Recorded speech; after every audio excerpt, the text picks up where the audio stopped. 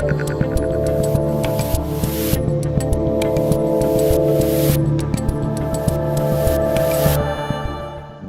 up, internet creatures? I'm Dave Rubin. It's the Rubin Report direct message for November 11th, 2020. There's a lot to talk about in the world. Before I get to what we're doing today, I, Dave Rubin, will be getting on a plane today for the first time since February. I have not left Los Angeles since February. I'm going to leave this crazy city in this bananas state. I'm heading to Texas, people. I'm going to Dallas for undisclosed reasons. I've already said too much, but I'll send some pictures. I'll post some things in Dallas, and I'm going to be doing the show over at the Blaze Studios. And now I've really said too much. So keep an eye out for that. Our direct message will be live tomorrow from Blaze Studios in Dallas. And then I'm doing a bunch of stuff with the guys over there. I'm psyched for that. Today, we're doing three stories. First, I referenced a video yesterday that I wanted to pull up today. This is an interview that Wolf Blitzer, who is part man, part wolf, part journalist, part not journalist, Wolf Blitzer on CNN, he interviewed Attorney General Bill Barr, not Built Barr. I sometimes promote Built Barr. That sort of sounds like Bill Barr. And then yesterday, I also referenced Bob Barr, who was a Georgia congressman a while back. But Attorney General Bill Barr, William Barr, was on Wolf Blitzer's show back in June, and he was talking about potential mail-in fraud. And they had about an 8-minute exchange. We're going to show about 2 minutes of it. But if you watch it now, compared to everything happening in the world right this moment, it's pretty mind-blowing. So we're going to show that. That's story number one. Story number two, we're going to dive a little bit more into the voter fraud situation, and more importantly, you know, I like to focus on the media reaction to it, the type of stuff that they cover and the type of stuff that they don't cover. The New York Times, front page of the New York Times today, there's nothing to see here, people. Yet there is some stuff to see here, people, and we're going to talk about some of that stuff, and I'm even going to use videotape. And then finally, this is the story I'm most looking forward to because it's just absolutely insane. The CDC, the Center for Disease Control, you know, one of the many people and organizations that were telling us back in March, we got 15 days to flatten the curve. We've got new guidelines for Thanksgiving, people, and they ain't pretty. They ain't pretty. I don't think I will be abiding by these guidelines, but you know me. I'm a rebel, Dottie. What can I tell you? But before we get to all that, guys, I want to talk to you about Second Thoughts, the board game. Second Thoughts is this year's favorite party game that's sure to be the hit in your next game night. After the election results come in, which they sort of have, maybe kinda, it'll be more necessary than ever to connect with family and friends over some lighthearted fun. David and I always host Thanksgiving. We're gonna do it this year, and we're looking forward to playing Second Thoughts after some delicious turkey and stuffing. The play of the game calls for each team to quickly create a list of words for their opponents to decipher, leading to hilarious bepuzzlement and laughter. Simply put, guys, it's a classic word guessing game with a unique twist that allows players to personalize the content with their voluminous sense of wordsmithery or just their witty and warped imaginations. Each round of Second Thoughts is a hilarious high-speed attempt to stump the other team. Both teams create a list of 5 things using the letters revealed from the colored dice. Be witty and wise, but don't take too long because time is not on your side. The amount of time it takes your team to create the list is the exact amount of time your opponents get to guess them. I gotta say, this game is really fun after a glass or two of wine, whiskey, or other assorted beverage. Second Thoughts, guys, the quick thinking versus fast talking party game. And for the month of November, the game will be on sale at a special price. So be sure to get yours today at secondthoughtsthegame.com. That's secondthoughtsthegame.com or at your local Target store. And now back to me. All right, so let's talk about Bill Barr, not Built Barr or Bob Barr. Bill Barr is the Attorney General. And yesterday I mentioned that months and months ago, he was warning us about potential fraud with mail-in ballots. Now, that doesn't mean fraud occurred, but over the course of the last few months, we've sort of been talking about it, right? Like between the pandemic and riots and protests and everything else, we also significantly changed the way we do voting, meaning we put much more emphasis on mail-in ballots. I can tell you guys, and I'm sure many of you that follow me on Twitter have seen this, that at my old house in LA, our mailbox was being broken into constantly, and I would have people on our Nest video. I had video of the people actually doing it. That doesn't prove that anyone stole ballots or anything else, but there's just weird stuff out there. And all of these people that are suddenly pretending that the system is perfect, it's like they would be telling you the exact reverse if they got what they wanted in this case. So let's throw to this video. This is Wolf Blitzer. Again, this is back in June, interviewing Bill Barr about mail-in ballots and the potential for fraud. Here we go. Which is the bipartisan commission chaired by Jimmy Carter and James Baker said back in 2009 that mail-in voting is fraught with the risk of fraud and coercion. But since then, there have been until this that haven't proved it. Let me talk. Yeah, please. And since that time, there have been in the newspapers, in networks, academic studies saying it is open to fraud and coercion. The only time the narrative changed is after this administration came in. But elections that have been held with mail have found substantial fraud and coercion. For example, we indicted someone in Texas, 1,700 ballots collected from people who could vote. He made them out and voted for the person he wanted to. Okay? Because that kind of thing happens with mail-in ballots, and everyone knows it. But there are individual cases, but as far as widespread fraud, we haven't seen that since. Well, we haven't had the kind of widespread use of mail-in ballots that's being proposed. We've had absentee ballots from people who request them from a specific address. Now what we're talking about is mailing them to everyone on the voter list when everyone knows those voter lists are inaccurate. People who should get them don't get them, which is what has been one of the major complaints in states that have tried this in municipal elections. And people who get them are not the right people. They're people who have replaced the previous occupant, and they can make them out. And sometimes multiple ballots come to the same address with a whole several generations of occupants. Do you think that's a way to run a vote?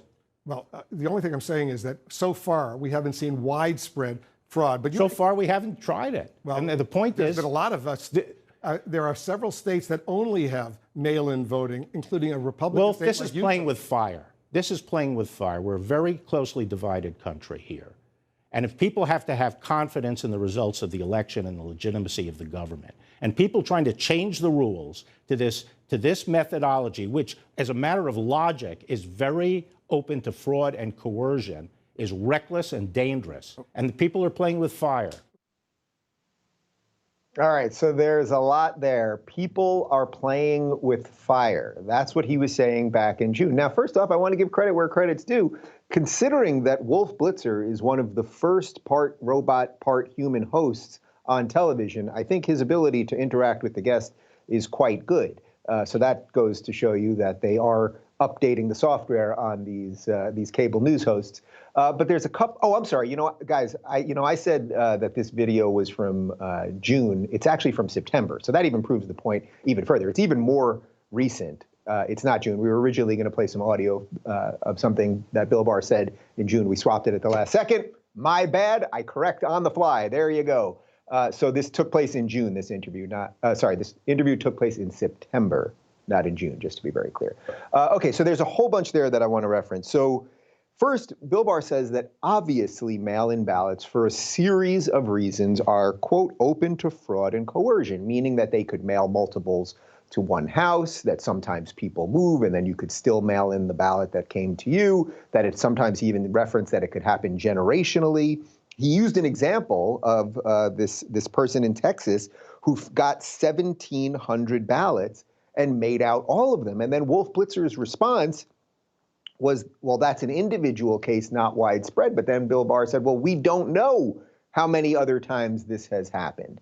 So I am mentioning all of this not to say that the election was automatically illegitimate or wrought with fraud or anything else. I think there are markers that would make us curious. And the fact that the mainstream media is going out of their way to make us feel that there's nothing to see here actually makes me feel more that there is something to see here. But I think it's important to show that Bill Barr is basically, I would say, respected across the aisle, although we live in this odd partisan time that I'm sure they're going to tell you he's a white supremacist soon enough. But in effect, he was warning about just this in September. he gave an example of how it can happen. And what they keep saying, I mean, this is the new meme out there. They'll go, oh, there are individual cases. That's what Wolf said, but you're seeing this throughout the media right now. There are individual cases, but it's not widespread. Well, how many individual cases in how many different places actually lead to something being widespread? I don't know what the answer to that is, because I don't know what counts technically as widespread. I mean, if it was widespread all throughout one state, let's say, and then that state flipped and the election came down to that state, well, that seems pretty widespread and important. Now, if we have minor things in different states, and I'm not even saying that it's all the same in all the states, the point is there's something to talk about here. And the fact that people are afraid to talk about it, or you think you're going to be put on AOC's list or something else, it's like, man, if that's where we are, then this isn't America anymore. And I'm willing to take a bet on America that this still is America, and that's how I'm going to behave. So let's explore this stuff. I think in effect, we have to explore this stuff. And the fact that the Attorney General was talking about it before the election, there was another line in there that I wanted to get to. So he said that you're playing with fire, and then he mentioned this thing about confidence. And I think this is the important part, that right now, from what I can tell, most people do not have confidence in the system. We have some people doubling down. So think about really what's happening here. We have had virtually half the country and the entire media establishment and big tech and everything basically telling us that Russian collusion and they hacked the election and Trump is illegitimate and Hillary Clinton even said that she should have been president and a series of things. They have never accepted the election, right? And that there was all sorts of things going on and blah, blah, blah.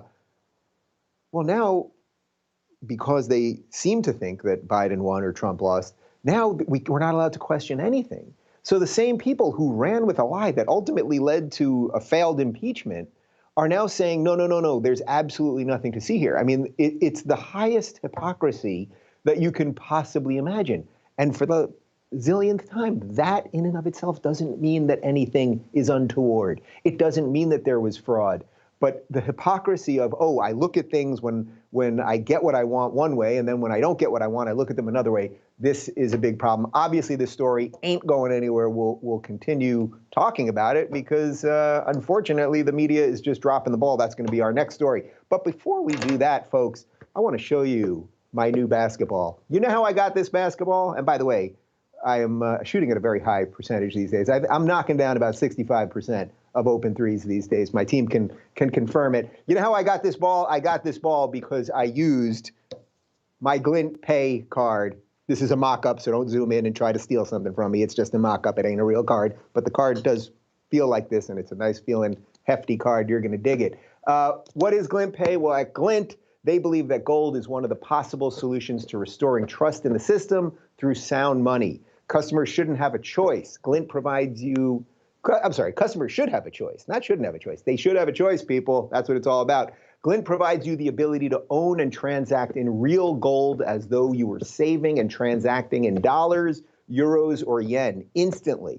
Unlike cash, gold actually holds its purchasing power over time. Glint allows me to buy, sell, save, and spend in real gold or US dollars using my new Glint MasterCard and their free Glint app. That's exactly what I did when I picked up this ball on Amazon 2 days ago. Glint is super safe, simple, and reliable. It's free to sign up, so go to glintpay.com/Rubin for more information and to start purchasing gold today. That's glintpay.com/Rubin to get your gold today. And now back to me. All right. Okay, so let's talk a little bit about the media situation related to all of this. So first off, before I even dive into it, I want to show you the front page of the New York Times today. Let's throw to the front of the New York Times. This is their headline, which says, "Election officials nationwide find no fraud." All right, I mean, I guess that's kind of true. Election officials, now these are the same people who would be in charge of things, so if there was some fraud, they wouldn't want you to know, because then it would make them look pretty bad. But, you know, it's a big title up there, and it's very, you know, this is what's happened, and if you even question what's happened, well, you're a bad guy. We're going to throw you on the list. Now, I want to mention two other New York Times stories that have happened in the last 2 years, just to show you that perhaps Just because something is in the New York Times and on the front page, that doesn't necessarily mean it's true. Now, you may remember about 2 years ago when the New York Times did a front page story about how YouTubers were leading people to the alt-right. And you know who they included in that story? Well, there was a big picture of my face. They actually held my face to the third page, but they had a montage of many other people. And they talked about me, and they talked about that scary Orthodox Jew, Ben Shapiro, and that really scary psychologist that sounds like Kermit the Frog, Jordan Peterson. They talked about YouTuber Phil DeFranco. They talked about libertarian economist Milton Friedman and many others, how we were leading people to the alt-right, even though literally everything I have done on this show for 5+ years now has been against identity politics and against those type of authoritarian collectivist ideas. So that was the cover of the New York Times. The best part of it was there's the author of the New York Times story is a guy by the name of Kevin Roose, Roose, although if he would just change his name to Kevin Roose, I think then he would be in a much better situation, at least much more honest. But in effect, he tracked a kid who was watching videos on YouTube, and he sort of was a centrist at first, and then he started watching some Jordan Peterson videos, some Rubin reports, some other things. And then he started watching some stuff that was a little further right. But then guess what? You're not going to believe this, guys.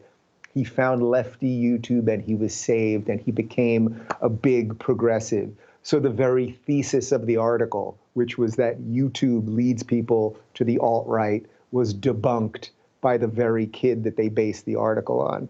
I mention this not to make it about me. I mention this because this was a front page of the New York Times article that was filled with lies and everything else. They had to change some of the text around it when people started fighting back, but it was front page of the New York Times. And if that one's not good enough for you, I'll mention our friend Jordan Peterson again real quick, because they ran a front page story on the New York Times about how Jordan Peterson was pushing women to enforced monogamy, which sounds very scary. He's forcing women against their will to get married. It sounds like Handmaid's Tale. I was on tour with Jordan when that article came out. I was actually in the green room when the author was interviewing Jordan about that. And by enforced monogamy, you can Google the phrase. Enforced monogamy, in effect, means marriage, meaning that enforced monogamy, like we're going to have some laws around marriage, because marriage is generally good. It's one of the building blocks of society to get us from generation to generation to generation. He never once implied that we'd be forcing women to do it, but it was a scary phrase, and it was in there. And it actually almost derailed the whole tour because of the media frenzy after it. I mentioned these two stories, and there's a million more. I mean, how many times was Russia collusion and Ukraine and data mining and all of these scary things front page of the New York Times articles? They were many, many, many, many, many times. So just because the New York Times is saying something doesn't mean it's true. And I would argue at this point, I mean, I've almost shifted to the place where if the New York Times tells me something, especially in a headline, I pretty much think that the reverse is true. And often one of the things that they do, and I write about this in Don't Burn This Book, is what they'll do is they'll give you a headline that says one thing, and it's not till paragraph 13 where they know nobody's going to get to. Very few people get that far in the article. Well, you'll realize that the headline actually doesn't even match the article at all. So it's propaganda. Now, I am not saying that election officials nationwide find no fraud. I'm not saying that that in and of itself is propaganda. Like, that may be a statement that is true. The election officials who are in charge of the stuff have found no fraud. Well, that doesn't mean no fraud occurred. That's what the issue would be, is that you would want to talk about I think there's something like 11,000 affidavits have been signed by people that are claiming that there was fraud or negligence or something. Like, can we talk about that? Are we allowed to talk about that? Or are agents going to show up to our houses and throw us in sacks? I don't know. So it's just sort of nonsense. But to show it's sort of nonsense, I want to throw to the video. We just pulled this up. I think it's from this morning. It's either from this morning or yesterday afternoon. This is CNBC, and it's video of the Georgia governor who has just announced a statewide recount. At 1 p.m. today, I will make the official designation of which race will be the subject of the RLA. At that time, I will designate that the RLA will be the presidential race. With the margin being so close, it will require a full by-hand recount in each county. This will help build confidence. It will be an audit, a recount, and a recanvass all at once. It will be a heavy lift. but we will work with the counties to get this done in time for our state certification. Okay, so that's not in direct conflict with that headline, but it shows you there's more going on here. Georgia is now going to do a hand recount and audit. So, and as he said, so that we can feel good about it, right? So that we can have confidence in the system, which, by the way, is exactly what Bill Barr from earlier was talking about. You want people to have confidence in the system, especially when we're so partisan. So when New York Times blares a headline like that, the implication is nothing happened, we shouldn't have to look at anything, and anyone who tells you otherwise is bananas. But it was so close right now in Georgia that it triggered the recount, and that is good. And again, that is why I will keep saying, until this thing is over, you look at everything. You look at everything. That's what a free democratic society does. If we were in an unfree society, and perhaps we're there already, but if we were in an unfree society, what would the powers that be do? Well, they would force propaganda down your throat that the result is the result and you can't ask anything about it. And they wouldn't want people to be looking at actually what happened. They wouldn't want hand recounts and audits and everything else. So I think what's happening in Georgia is very good. And by the way, if it turns out that Biden wins Georgia after they've done everything, then so be it. I mean, that's what democracy is about. I'm not sitting here saying I have to win or burn it down. That's the way a certain other set of people operate, but it's not the way I operate. So anyway, the point is that we've got Georgia already saying the recount. There's lawsuits in Pennsylvania. There's stuff going on in Arizona, which keeps getting tighter and tighter and tighter, which I think then within a certain amount of votes can trigger an automatic recount. The point is that there's stuff going on, and you're not paranoid or crazy or evil if you talk about it. So let's just leave that there. And then I want to focus for the remainder on this CDC guideline for Thanksgiving story. The Center for Disease Control, who, like many other organizations, has been telling us what to do about coronavirus. And apparently what they're telling us isn't working because it keeps getting worse, I suppose, and more cases are coming. And 2 days ago, Pfizer announced a 90% vaccine. And then, we're told today is the worst day that we've ever had. It also seems odd to me that as the election stuff about fraud gains more momentum, then suddenly we see the COVID stuff get ramp back up. I mean, these are all realistic things to talk about, and I don't think these things are unconnected. But the CDC, the Center for Disease Control, they have updated their Thanksgiving guidelines. Let's pull them up. We've got a nice bulleted list, and I'm going to go through all of them. Bullet number 1, have conversations with guests ahead of time to set expectations for celebrating together. Jesus. Ugh. If celebrating indoors, make sure to open windows. Yeah, enjoy that while you're in the Northeast. That'll be fun. Encourage guests to bring their own food, drinks, plates, cups, and utensils. Why not just charge them money at the same time? Avoid potluck-style gatherings. No double dipping, people. Very important, very important. Wear a mask at all times when not eating or drinking, and keep 6 feet apart. That's going to be a hell of a Thanksgiving table, keeping 6 feet apart from everybody. Limit people going in and out of areas where food is being prepared or handled. Have one person who is wearing a mask serve all the food. I mean, really? Like, Ma, fill up my Coke and get me more potatoes. Use single-use options or identify one person to serve shareable items like salad dressings, food containers, plates and utensils, and condiments. Okay, I want to be very clear about this. I'm not going to do any of this stuff. I'm not sure what we're doing for Thanksgiving. Thanksgiving is normally the one holiday that David and I host, and we have about 10, 12 family members. We've been doing this for years. It's a tradition that we've started. I love Thanksgiving. I love that Thanksgiving, it's not a religious holiday. It's a holiday about America, being thankful for what we have. It's a time to just actually sort of embrace each other, and we go around the table and we talk about what we're thankful for. And it's not, the seasons are changing and all that stuff. So I absolutely love Thanksgiving. And the idea that the government is now going to tell us who can serve the food in our house and how close we have to sit with each other and that we have to keep the windows open and the series of ridiculous things. That is not to diminish what is happening with COVID. But call me crazy, guys. I know I'm a radical freedom person. a real extremist over here. I believe that you can figure out what to do in your house related to how you're going to celebrate holidays. And these people are absolutely ridiculous, and they want to control you. You cannot control me. And I'm talking to you, CDC, and I'm talking to you, Gavin Newsom, governor of California, and I'm talking to you, Eric Garcetti, mayor of Los Angeles. I'm going to have people here, and we're going to eat freely, and we're going to talk. We might sing, and I'm not going to force one person to serve everybody. And we might have shared dishes. We might put, I don't know, I'm not really sure, but I might do it out of spite. Normally, we would serve the plates, you know what I mean? We would make the plate for everybody. I think this year, the stuffing's going to be over here, the cranberry sauce is going to be over here, the potatoes are going to be over here, the turkey's going to be over here. Everyone's going to touch the spoon, okay? Everyone's going to touch the spoon. It's just, that's how we're doing it. You cannot control us, you lunatics.